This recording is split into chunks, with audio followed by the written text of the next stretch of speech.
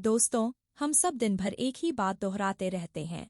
मुझे खुशी चाहिए, मुझे शांति चाहिए, मुझे प्यार चाहिए। लेकिन कभी रुककर यह सोचा है कि जिन लोगों से हम यह सब मांग रहे हैं, वो भी तो यही मांग रहे हैं? घर में हर व्यक्ति अगर सिर्फ लेने के लिए खड़ा हो जाए, तो देने वाला कौन बचेगा? रिश्ते तब कमजोर नहीं होते जब लोग साथ रहना छोड़ देते हैं। रिश्ते तब कमजोर होते हैं जब दोनों तरफ सिर्फ उम्मीदें रह जाती हैं। अगर हर दिन हम यह सोचकर जिएं कि मुझे क्या मिलेगा, तो अंदर खालीपन बढ़ता जाता है। लेकिन जिस दिन सोच बदल जाती है और हम कहते हैं, मैं क्या दे सकता हूँ, उसी दिन जीवन बदलना शुरू हो जाता है। आज एक छोटी सी लाइन बदलते हैं। अब यह नहीं बोलेंगे, मुझे खुशी चाहिए, मुझे प्यार चाहिए, मुझे सम्मान चाहिए। अब बोलेंगे, मैं खुशी बांटने वाली आत्मा हूँ, मैं प्रेम देने वाला इंसान हूँ, मैं शांति फैलाने वाला व्यक्ति हूँ। क्योंकि जो ऊर्जा हम दूसरों को देते हैं, उसका पहला असर हमारे ऊपर ही होता है। अगर हम किसी पर गुस्सा करते हैं, तो सबसे पहले बेचैनी हमारे अंदर पैदा होती है। अगर हम किसी की बुराई करते हैं, तो सबसे पहले हमारी शांति खत्म होती है। अगर हम किसी को माफ नहीं करते, तो सबसे ज्यादा बोझ हमारे दिल पर रहता है। दूसरों को क्या महसूस होगा, यह उनकी सोच पर निर्भर करता है। लेकिन हम क्या महसूस करेंगे, यह पूरी तरह हमारी सोच पर निर्भर करता है। इसलिए जीवन का असली नियम बहुत सरल है, जो बांटोगे, वही सबसे पहले तुम्हारे अंदर बढ़ेगा। अगर प्यार दोगे, दिल हल्का होगा। अगर सम्मान दोगे, मन शांत होगा। अगर खुशी बांटोगे, चेहरा खुद चमक उठेगा। अब एक छोटी सी कल्पना करो।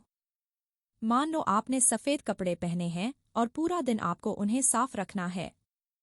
आप हर काम करेंगे, लेकिन ध्यान रहेगा कि उन पर दाग न लगे। ठीक वैसे ही हमारा मन भी है। हर सुबह हमारा मन बिल्कुल साफ होता है, लेकिन दिन भर में उस पर कई दाग लग जाते हैं। गुस्से का दाग, ईर्ष्या का दाग, शिकायत का दाग, दूसरों की बुराई का दाग, और कभी खत्म न होने वाली इच्छाओं का दाग। सबसे बड़ी बात यह है कि कई दाग हमारे अपने नहीं होते। हम सिर्फ दूसरों की गलतियों को पकड़कर अपने मन पर जमा लेते हैं। किसी ने कुछ गलत कहा और हमने उसे पूरे दिन दिल में रख लिया।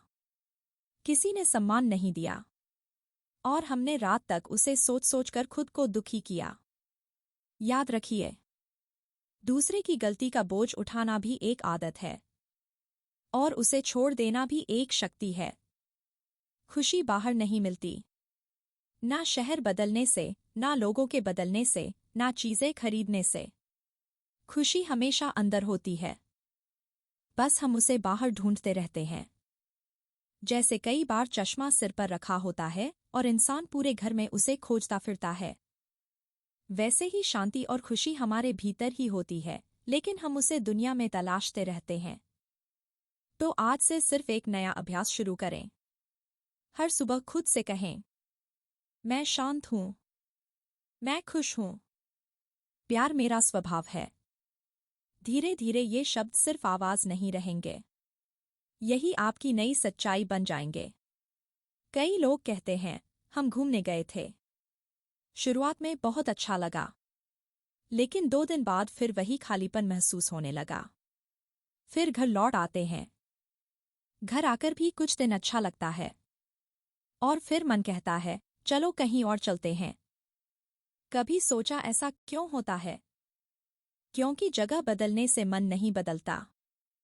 जो बेचैनी अंदर है, वो हमारे साथ हर जगह जाती है।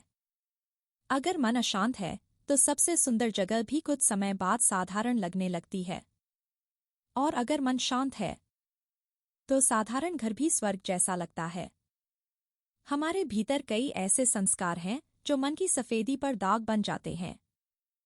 गुस्सा, ईर्ष्या, दूसरों की बुराई, लोभ, अहंकार।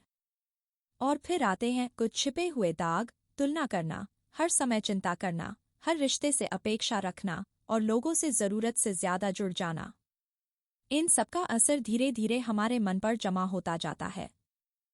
जैसे एक सफ़ेद कपड़ा रोज धूल में रहे तो एक दिन उसका असली रंग दिखना बंद हो जाता है। ठीक वैसे ही आत्मा का असली स्वभाव है शांति, पवित्रता, प्रेम और आनंद। लेकिन जब इन पर नकारात्मक संस्कारों की परतें चढ़ जाती हैं तो इंसान भूल जाता है कि असल में वो है कौन। फिर वो खुशी बाहर ढूंढने लगता है, कभी लोगों में, कभी रिश्तों में, कभी पैसों में, कभी नई जगहों में, जबकि जिसे वो ढूंढ रहा है वो पहले से उसके भीतर मौजूद है। बस दाग हटाने की जरूरत है, और दाग तभी हटेंगे जब पहचान बदलने लगेगी। सबसे पहली पहचान, मैं सिर्फ यह शरीर नहीं हूं। यह शरीर मेरा माध्यम है, लेकिन इसे चलाने वाली शक्ति मैं हूं। मैं आत्मा हूं। यह शरीर बदलता है, लेकिन आत्मा यात्रा करती रहती है। जैसे इंसान कपड़े बदलता है, वैसे आत्मा शरीर बदलती है। और यही बात हमारे रिश्तों पर भी लागू होती है।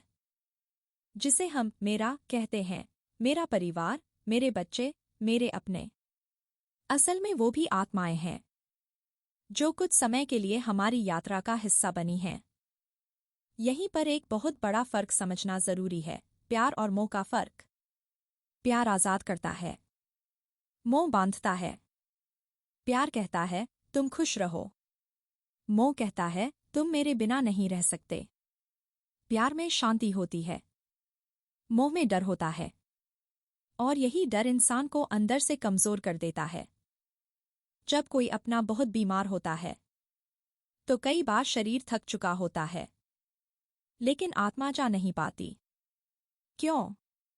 क्योंकि परिवार का मोह उसे रोक रहा होता है। हम कहते हैं मत जाओ, हमें छोड़कर मत जाओ। लेकिन सच्चा प्रेम क्या कहता है? जो तुम्हारे लिए सही हो वही हो। यही सबसे ऊंची प्रार्थना है। जीवन का सच यही है, जो आया है वो जाएगा। लेकिन जाने से पहले अगर इंसान हल्का होकर जीना सीख जाए तो जीवन भी सुंदर हो जाता है और विदाई भी शांत। इसलिए हर दिन खुद से पूछिए, क्या मैं मोह में जी रहा हूं या प्रेम में? क्या मैं लोगों को पकड़ कर रखना चाहता हूं या उन्हें दिल से आशीर्वाद देना चाहता हूं? क्योंकि अंत में साथ सिर्फ संस्कार जाते हैं, और सबसे सुंदर संस्कार है शांत रहना, प्रेम देना और हर परिस्थिति में हल्का बने रहना।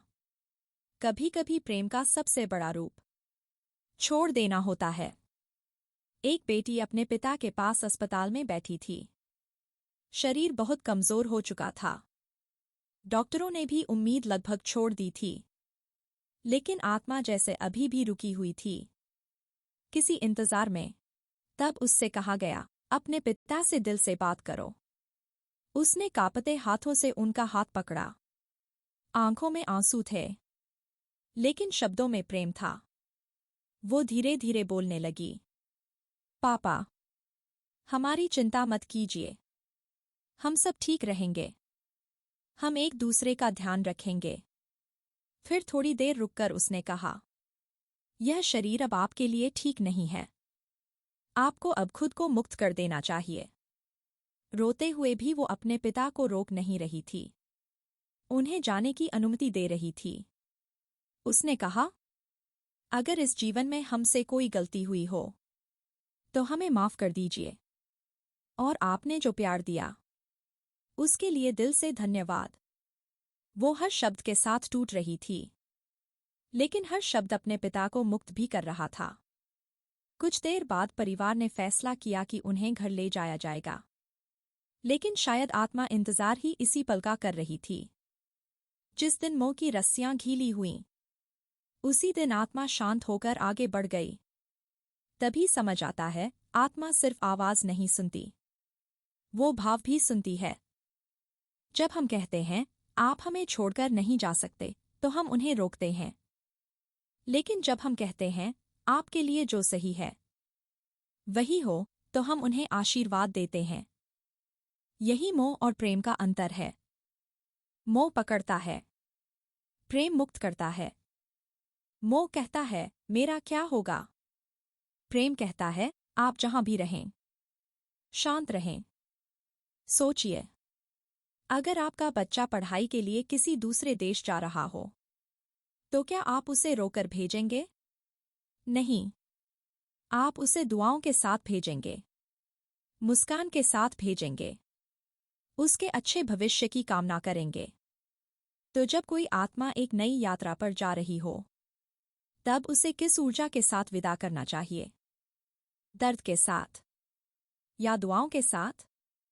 क्योंकि हर आत्मा आगे बढ़ती है, नई यात्रा शुरू करती है, नई परिस्थितियों में प्रवेश करती है, और उस समय हमारी ऊर्जा उसके साथ जाती है। अगर हम सिर्फ रोते रहें, उसे वापस बुलाते रहें, तो हमारी बेचैनी उसे भी बेचैन करती है।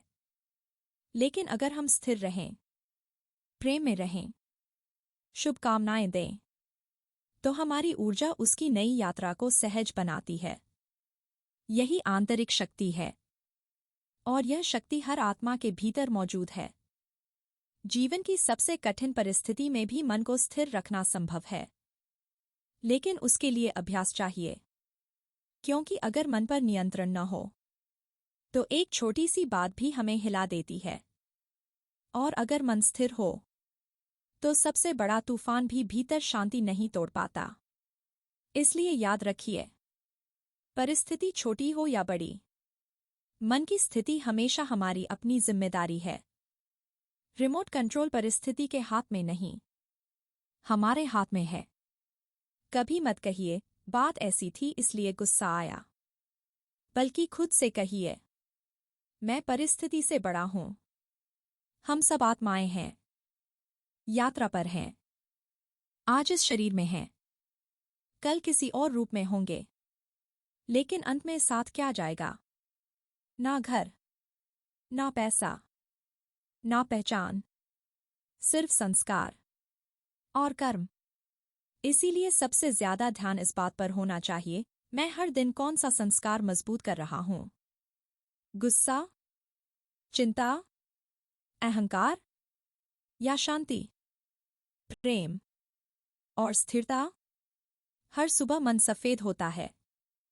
पूरा दिन बस इतना ध्यान रखना है, उस पर दाग कम से कम लगें, और अगर लग जाएं, तो तुरंत साफ कर लें। दूसरों की गलती से भी अगर मन दुखी हो जाए, तो भी सफाई हमें ही करनी होगी, क्योंकि अंत में मन हमारा है, और यही मन हमारी अगली यात्रा की दिशा तय करता है। हर आत्मा अपने साथ सिर्फ एक व्यक्तित्व नहीं लाती, वो अपने साथ संस्कारों का पूरा संसार लेकर आती है। जैसे मोबाइल में अलग अलग फोल्डर होते हैं, वैसे ही आत्मा के अंदर भी कई परतें होती हैं, और इन्हीं परतों से मिलकर बनता है हमारा व्यवहार। कभी आपने देखा होगा, एक बच्चा जन्म से ही बहुत शांत होता है, दूसरा बहुत जल्दी रो जाता है। कोई बच्चा निडर होता है, तो कोई छोटी सी बात से डर जाता है। कोई अपने खिलौने सबको बांट देता है, और कोई दूसरों के खिलौने भी अपने पास ले आता है। किसी ने उन्हें ये सब सिखाया नहीं होता, फिर भी उनके स्वभाव अलग होते हैं। क्यों? क्योंकि हर आत्मा अपनी पिछली यात्राओं के संस्कार साथ लेकर आती है। यही पहला और सबसे बड़ा फोल्डर है, पूर्व जन्मों के संस्कार। इसीलिए एक ही घर में पलने वाले दो बच्चे भी एक जैसे नहीं होते। माता पिता वही, घर वही, पर स्वभाव अलग। क्योंकि शरीर नया है, लेकिन आत्मा की यात्रा बहुत पुरानी है। कई डर, कई आदतें, कई प्रतिक्रियाएं, ये सब कहीं न कहीं पुराने अनुभवों की रिकॉर्डिंग होती हैं।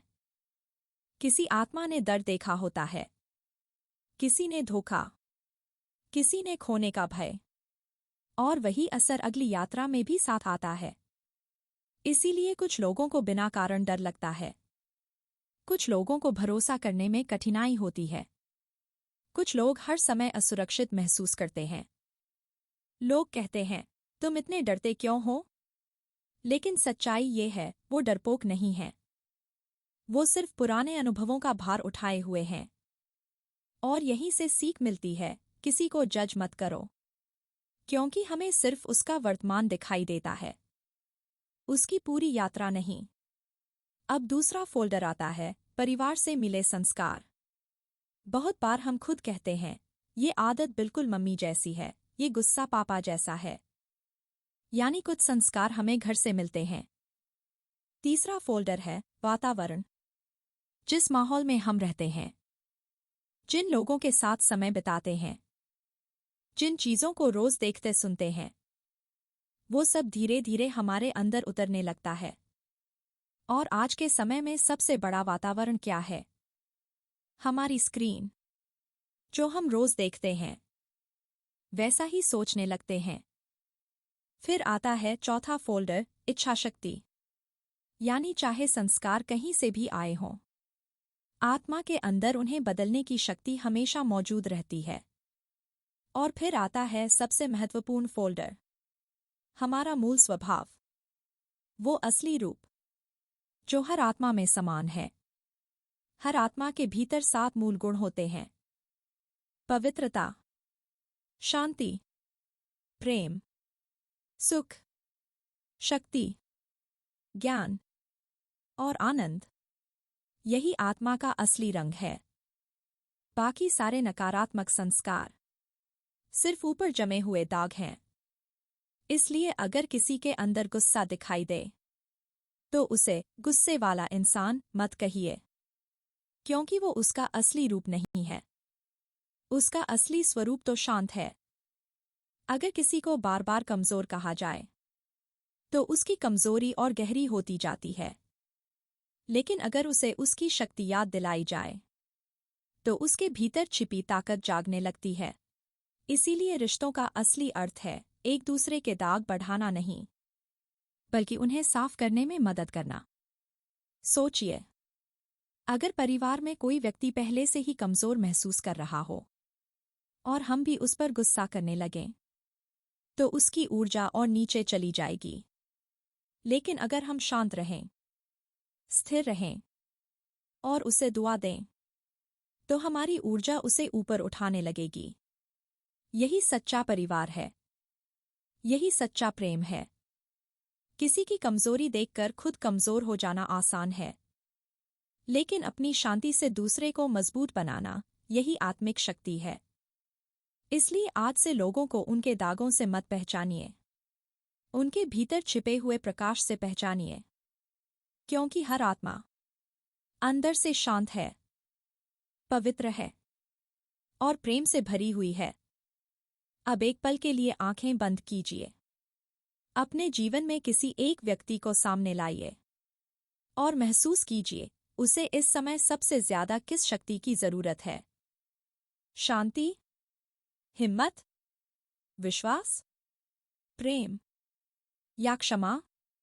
अब उसके लिए एक आशीर्वाद चुनिए, क्योंकि अगले कुछ दिनों तक आपको उसी आशीर्वाद को बार बार देना है। अगर वो डर में जी रहा है, तो उसे कहिए, तुम शक्तिशाली आत्मा हो। अगर वो बहुत गुस्सा करता है, तो उसके लिए सोचिए, तुम शांत स्वभाव वाले हो। अगर वो हर समय दुखी रहता है, तो उसे दिल से दुआ दीजिए, तुम हमेशा खुश रहने वाली आत्मा हो। याद रखिए, जिस गुण की किसी में कमी होती है, उसे उसी गुण की सबसे ज्यादा जरूरत होती है। इंसान को उसकी कमजोरी याद दिलाने से वो और कमजोर होता है, लेकिन उसकी शक्ति याद दिलाने से वो भीतर से बदलने लगता है। और सबसे सुंदर बात क्या है? जब हम किसी को दुआ देते हैं, तो सबसे पहले शक्ति हमारे अंदर पैदा होती है। यही सच्ची खुशी है, क्योंकि देने वाला कभी खाली नहीं रहता। जितना प्रेम बांटोगे, उतना भीतर बढ़ेगा। जितनी शांति दोगे, उतनी खुद महसूस होगी। जितनी दुआएं दोगे, उतनी आत्मा हल्की होती जाएगी। अब सोचिए, अगर कोई इंसान गलती करता है, तो उस समय वो भीतर से मजबूत होता है या कमजोर? कमजोर। और अगर उसी समय हम भी गुस्सा कर दें, तो हम उसे और नीचे गिरा देते हैं। लेकिन अगर हम स्थिर रहें, उसे क्षमा करें और उसके लिए शुभकामना रखें, तो हमारी ऊर्जा उसे ऊपर उठाने लगती है। इसीलिए क्षमा कमजोरी नहीं, सबसे बड़ी शक्ति है। किसी को सजा देना आसान है, लेकिन दिल से मुक्त कर देना, ये आत्मा की ऊंचाई है। आज एक निर्णय लेते हैं। जो बीत गया, उसे अब पकड़ कर नहीं रखना, क्योंकि पुरानी गांठें सबसे ज्यादा दर्द हमें ही देती हैं। आंखें बंद करके उन लोगों को याद कीजिए, जिनके लिए आज भी मन में शिकायत है। अब धीरे से कहिए, जो हुआ, वो बीत गया। मैं तुम्हें मुक्त करता हूं। मैं तुम्हें क्षमा करता हूं। मेरी तरफ से तुम्हारे लिए सिर्फ दुआएं हैं। यही गांठें खोलना है, क्योंकि पता नहीं जीवन की यात्रा कब आगे बढ़ जाए। इसलिए हर रात सोने से पहले मन को साफ करना जरूरी है। अगर किसी के लिए गलत सोचा, तो भीतर से क्षमा मांगिए। अगर किसी ने दुख दिया, तो उसे माफ कर दीजिए। अगर कोई परिस्थिति कठिन है, तो उसके लिए भी शुक्राना कीजिए। फिर देखिए, नींद सिर्फ शरीर की नहीं, मन की भी गहरी होने लगेगी। आज लोग थके शरीर से नहीं, थके हुए मन से सोते हैं। दिन भर की चिंता, फोन का शोर, काम का दबाव, दूसरों की बातें, सब मन पर जमा होता जाता है। और फिर इंसान सुबह उठकर भी ताज़ा महसूस नहीं करता। इसलिए जीवन का संतुलन वापस लाना होगा। रात को हल्का भोजन, थोड़ा जल्दी भोजन, सोने से पहले काम से दूरी, और सबसे जरूरी, सोने से पहले मन को शांत करना। हर रात अगर हम डर, तनाव और शोर सुनकर सोएंगे, तो वही ऊर्जा पूरी रात भीतर चलती रहेगी। लेकिन अगर सोने से पहले शांति, प्रार्थना, ध्यान और अच्छे विचारों को मन में भरेंगे, तो पूरी रात आत्मा चार्ज होती रहेगी। फोन की बैटरी खत्म हो जाए, तो हम तुरंत चार्जर ढूंढते हैं। लेकिन आत्मा की बैटरी खत्म हो जाए, तो हम उसे नजरअंदाज कर देते हैं। अब समय है खुद को फिर से चार्ज करने का। हर रात सोने से पहले कुछ मिनट खुद के साथ बैठिए। शुक्राना कीजिए, क्षमा कीजिए और परमात्मा को याद कीजिए। फिर देखिए, अलार्म से पहले आँख खुलेगी, मन हल्का रहेगा और जीवन धीरे धीरे बदलने लगेगा। रात को सोने से पहले सिर्फ 10 मिनट, बस 10 मिनट अपने मन को सही दिशा देने के लिए। क्योंकि इंसान जैसा बार बार सोचता है, वैसा ही धीरे धीरे बनता चला जाता है। इसलिए आज से एक छोटा सा नियम बनाइए। अपने तकिए के पास एक छोटी डायरी रखिए और हर रात सोने से पहले अपने जीवन के श्रेष्ठ संकल्प लिखिए। लेकिन ध्यान रहे, जो चाहिए उसे चाहिए मत लिखो। ऐसे लिखो जैसे वो पहले से ही आपके जीवन में आ चुका है। पहला संकल्प, मैं एक शक्तिशाली आत्मा हूं। हर परिस्थिति में मेरा मन स्थिर रहता है। मेरे भावनाओं का रिमोट कंट्रोल मेरे अपने हाथ में है। दूसरा संकल्प, मैं शांत हूं, स्थिर हूं, संतुलित हूं। तीसरा, मैं हमेशा खुश रहने वाली आत्मा हूं। मुझे खुशी ढूंढनी नहीं पड़ती। खुशी मेरा स्वभाव है। चौथा संकल्प, मैं निश्चिंत हूं। मैं लेने नहीं, देने वाली आत्मा हूं। जहां भी जाती हूं, प्रेम और शक्ति बांटती हूं। पांचवा संकल्प आपका अपना होगा। अपने किसी एक पुराने संस्कार को चुनिए और उसके विपरीत नया गुण लिखिए। अगर आप हर जगह लेट पहुंचते हैं, तो लिखिए, मैं हर कार्य समय से पहले और सहजता से पूरा करता हूं। अगर जल्दी गुस्सा आता है, तो लिखिए, मैं हर परिस्थिति में शांत और धैर्यवान रहता हूं। छठा संकल्प, मेरा शरीर स्वस्थ है, निरोगी है और ऊर्जा से भरपूर है। अगर कोई बीमारी है, तो उसे भी सकारात्मक रूप में लिखिए। जैसे, मेरा ब्लड प्रेशर पूरी तरह सामान्य है। मेरा शरीर तेजी से स्वस्थ हो रहा है। फिर रिश्तों के लिए संकल्प। मैं सबको स्वीकार करता हूं और सब मुझे प्रेम से स्वीकार करते हैं। मेरे सभी रिश्ते मधुर और मजबूत हैं। अगर किसी से मन में दर्द है तो लिखिए, मैं सभी को दिल से क्षमा करता हूं। मेरी तरफ से सबके लिए दुआएं हैं। फिर लिखिए, मेरा घर स्वर्ग समान है। मेरे घर में प्रेम, शांति और सम्मान है। और अगर कोई सपना है, कोई लक्ष्य, कोई सफलता, तो उसे ऐसे लिखिए जैसे वो पूरा हो चुका है। क्योंकि संकल्प जब बार बार दोहराया जाता है तो वही भविष्य की सच्चाई बनता है। और आखिरी संकल्प, परमात्मा की शक्तियां और दुआएं मेरे चारों ओर सुरक्षा कवच बनकर मौजूद हैं। मैं हर पल सुरक्षित, शांत और संरक्षित हूं। इन संकल्पों को हर रात लिखिए और फिर शांत मन से सो जाइए। धीरे धीरे आपका मन बदलने लगेगा। फिर आपकी आदतें बदलेंगी। फिर आपकी परिस्थितियां भी बदलने लगेंगी। सुबह उठते ही सबसे पहला विचार क्या होना चाहिए? शुक्राना। फोन नहीं। पहले धन्यवाद। एक नए दिन के लिए धन्यवाद।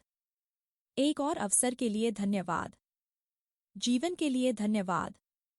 फिर कुछ मिनट मेडिटेशन, कुछ मिनट सकारात्मक विचार, और उसके बाद पूरा दिन ऐसे जीना कि आपकी खुशी किसी परिस्थिति पर निर्भर न रहे। अगर गाड़ी पर डेंट पड़ जाए, फिर भी शांत। अगर कोई कुछ गलत बोल दे, फिर भी शांत। क्योंकि खुशी कमानी नहीं पड़ती। खुशी को सिर्फ खोने से बचाना पड़ता है। और सबसे महत्वपूर्ण बात, जैसा अन्न वैसा मन। इसलिए भोजन सिर्फ पेट भरने के लिए नहीं, ऊर्जा बनाने के लिए खाइए। खाना बनाते समय घर के लिए अच्छे संकल्प डालिए। प्रेम से बनाइए, शांति से बनाइए, दुआओं के साथ बनाइए। क्योंकि जिस अन्न में प्रेम और शांति होती है, वही पूरे परिवार के मन को भी वैसा बना देता है। धन कम हो तो भी चलेगा, लेकिन दुआओं वाला होना चाहिए। और हमेशा याद रखिए, हमारे जीवन में कमी नहीं है, भरपूरता है। बार बार यही बोलिए, हमारे पास भरपूर है। प्रेम भरपूर है, सुख भरपूर है, शक्ति भरपूर है। धीरे धीरे जीवन भी उसी दिशा में बदलने लगता है। इसलिए हर रात अपने मन में श्रेष्ठ विचार भरकर सोइए और हर सुबह नई ऊर्जा के साथ उठिए। यही आत्मा को शक्तिशाली बनाने का मार्ग है।